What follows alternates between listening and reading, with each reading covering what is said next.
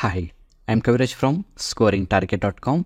In today's session, we are going to discuss SSLC passing package, a helping hand to improve 10th class result, target 50. ಆತ್ಮೀಯ ವಿದ್ಯಾರ್ಥಿಗಳ ಇವತ್ತಿನ ತರಗತಿಗೆ ತಮ್ಮೆಲ್ಲರಿಗೂ ಸ್ವಾಗತ ಬಯಸ್ತಾ ಇವತ್ತಿನ ತರಗತಿಯಲ್ಲಿ ನಾವು 10ನೇ ತರಗತಿಯ ವಿದ್ಯಾರ್ಥಿಗಳಿಗಾಗಿ ದ್ವಿತೀಯ ಭಾಷೆ ಇಂಗ್ಲಿಷ್ನ ಒಂದು ಪಾಸಿಂಗ್ ಪ್ಯಾಕೇಜನ್ನು ಸಾಲ್ವ್ ಮಾಡ್ತಾ ಇದ್ವಿ.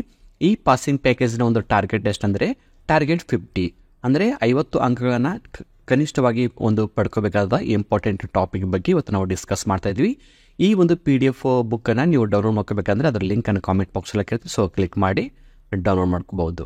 ಓಕೆ, ಜೊತೆಗೆ ಇಲ್ಲಿ ನಾನು ನಿಮಗೆ ಸ್ಕ್ರೀನ್ ಮೇಲೆ ಇದರ ಒಂದು ಔಟ್ಲೈನನ್ನು ಕೂಡ ತೋರಿಸ್ತಾ ಇದ್ದೀನಿ.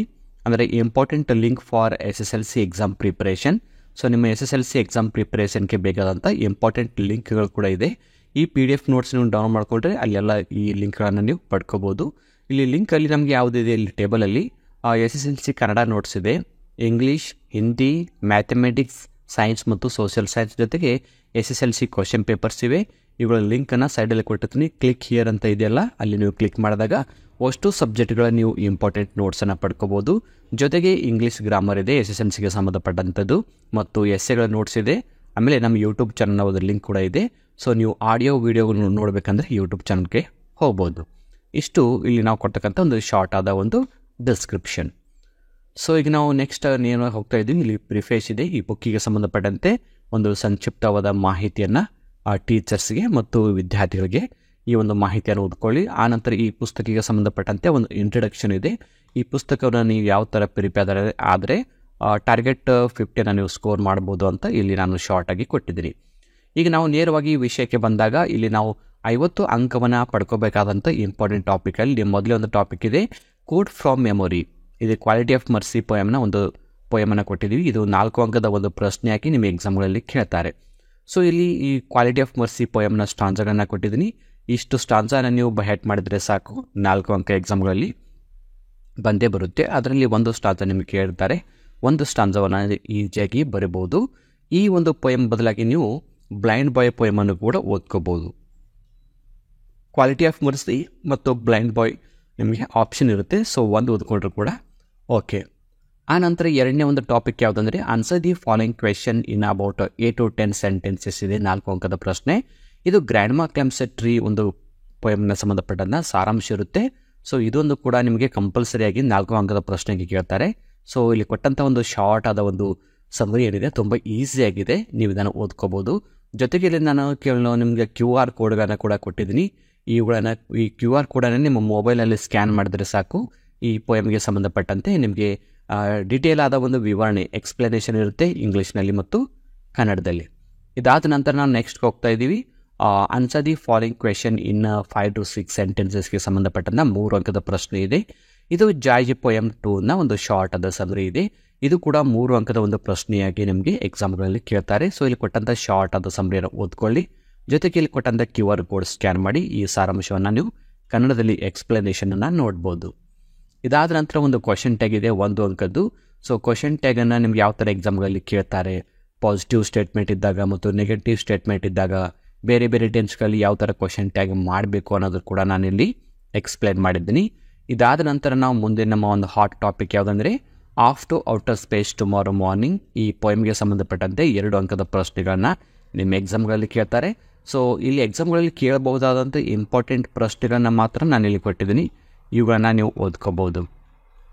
ಸೊ ಇದಾದ ನಂತರ ನೆಕ್ಸ್ಟ್ ಟಾಪಿಕ್ ಇದೆ format of personal letter. So ನಿಮಗೆ ಎಕ್ಸಾಮ್ಗಳಲ್ಲಿ ಲೆಟರ್ ರೈಟಿಂಗ್ಗೆ 5 ಅಂಕದ ಒಂದು ಪ್ರಶ್ನೆಯಾಗಿ ನಿಮಗೆ ಎಕ್ಸಾಮ್ಗಳಲ್ಲಿ ಕೇಳ್ತಾರೆ. ಸೊ 5 ಅಂಕಗಳಲ್ಲಿ ನೀವು ಒಂದು ಪರ್ಸನಲ್ ಲೆಟರ್ ಮತ್ತು ಆಫೀಸ್ ಲೆಟರ್ ಎರಡನ್ನೇ ಕೂಡ ನಿಮಗೆ ಚಾಯ್ಸ್ ಆಗಿ ಕೊಟ್ಟಿರ್ತಾರೆ. ಸೊ 2ರಲ್ಲಿ ಒಂದನ್ನು ಸೆಲೆಕ್ಟ್ ಮಾಡ್ಕೊಂಡು ನೀವು ನಿಮ್ಮ ಎಕ್ಸಾಮ್ಗೆ ಪ್ರಿಪೇರ್ ಆಗಿ. ಇವತ್ತು ನಾನು ನಿಮಗೆ ಕೇವಲ ಇಲ್ಲಿ ಈ ಒಂದು ನೋಟ್ಸಲ್ಲಿ ನಿಮಗೆ ಪರ್ಸನಲ್ ಲೆಟರ್ನ ಎಕ್ಸ್ಪ್ಲೇನ್ ಮಾಡ್ತಾ ಇದ್ದೀನಿ. ನಿಮಗೆ ಆಫೀಸ್ ಲೆಟರ್ ಕೂಡ ಬೇಕಂದರೆ, ಹೆಚ್ಚಿನ ಮಾಡೆಲ್ ಲೆಟರ್ಗಳು ನಿಮ್ಗೆ ಬೇಕಂದರೆ ಈ QR ಕೋಡನ್ನು ಕೂಡ ನೀವು ಸ್ಕ್ಯಾನ್ ಮಾಡ್ಬೋದು, ಅಥವಾ ಈ ಲೆಟರ್ ರೈಟಿಂಗ್ ಕೆಳಗಡೆ ಒಂದು ಲಿಂಕನ್ನು ಕೊಟ್ಟಿರ್ತೀನಿ, ಅಲ್ಲಿ ಕೂಡ ನೀವು ಕ್ಲಿಕ್ ಮಾಡ್ಬೋದು. ಸೊ ಪರ್ಸನಲ್ ಲೆಟರ್ನ ಒಂದು ಸ್ಟ್ರಕ್ಚರ್, ಒಂದು ಪ್ಯಾಟರ್ನ್ ಯಾವ ಥರ ಇರುತ್ತೆ, ಫಾರ್ಮೆಟ್ ಯಾವ ಥರ ಇದೆ ಅಂತ ಕೂಡ ಇಲ್ಲಿ ಕೊಟ್ಟಿದ್ದೀನಿ.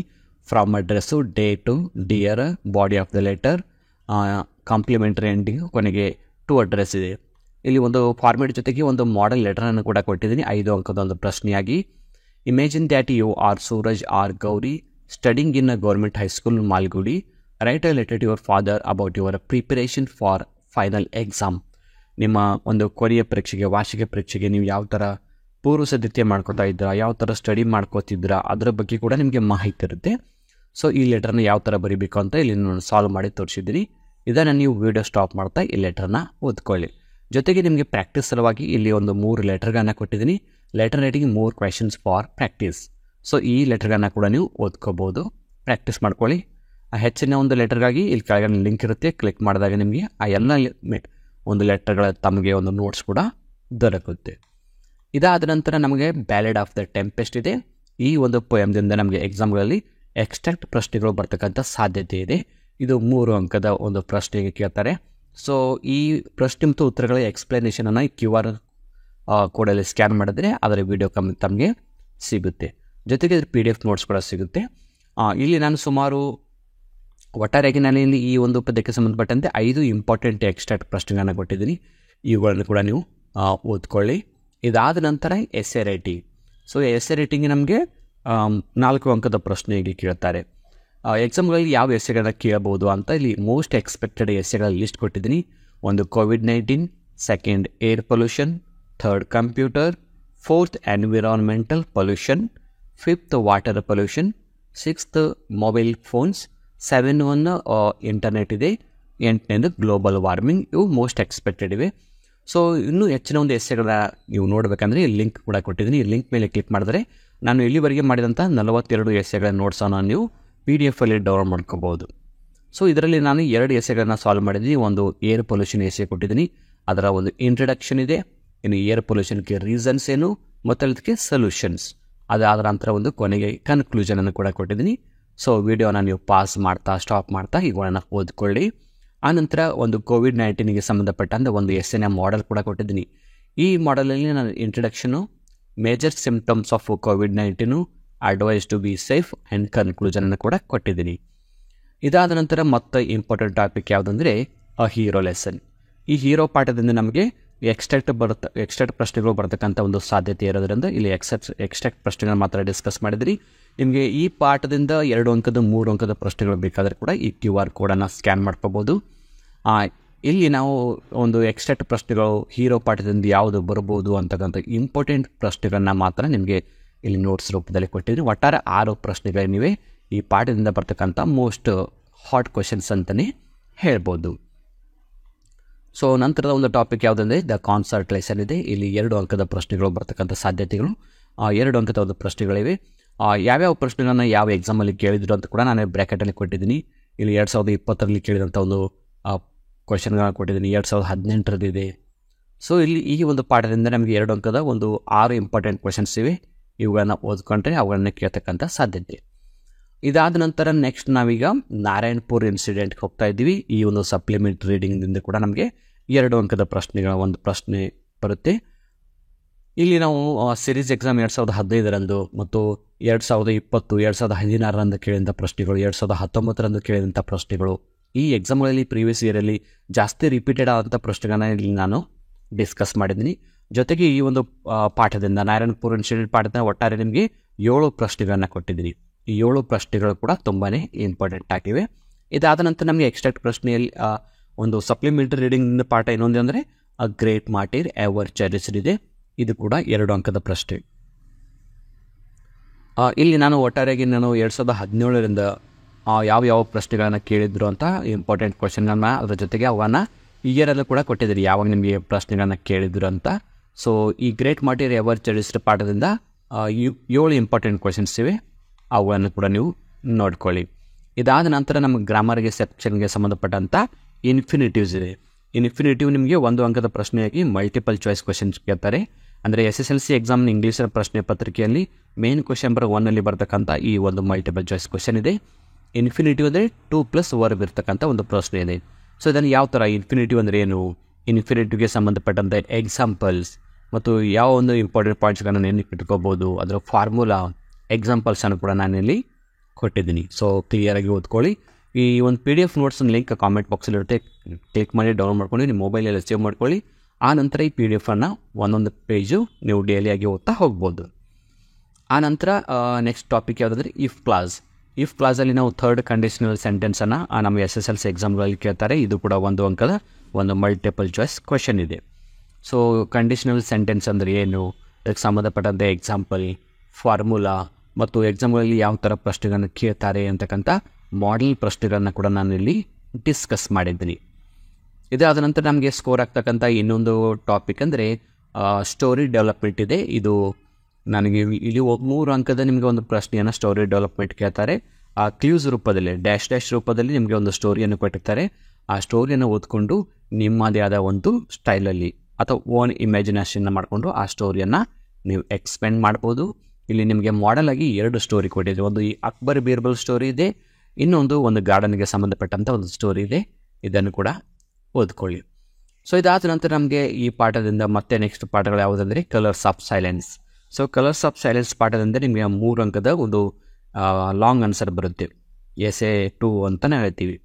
ಸೊ ಇಲ್ಲಿ ನಮಗೆ 2018, 2023 ಕೇಳಿದಂಥ ಒಂದು ಮಾಡೆಲ್ ಪ್ರಶ್ನೆ ಪತ್ರಿಕೆಯ ಪ್ರಶ್ನೆಗಳನ್ನು ಕೂಡ ಇಲ್ಲಿ ಕೊಟ್ಟಿದ್ದೀನಿ. ಸೊ ಈ ಪ್ರಶ್ನೆಗಳ ಒಂದು ಉತ್ತರಗಳ ಒಂದು ಎಕ್ಸ್ಪ್ಲನೇಷನ್ ನೀವು ಕನ್ನಡದಲ್ಲಿ ನೋಡಬೇಕಂದ್ರೆ QR ಕೋಡ್ ಸ್ಕ್ಯಾನ್ ಮಾಡಿದ್ರೆ ನಿಮಗೆ ಅದರದ್ದು ಎಕ್ಸ್ಪ್ಲನೇಷನ್ ವಿಡಿಯೋ ಕೂಡ ದೊರಕುತ್ತೆ.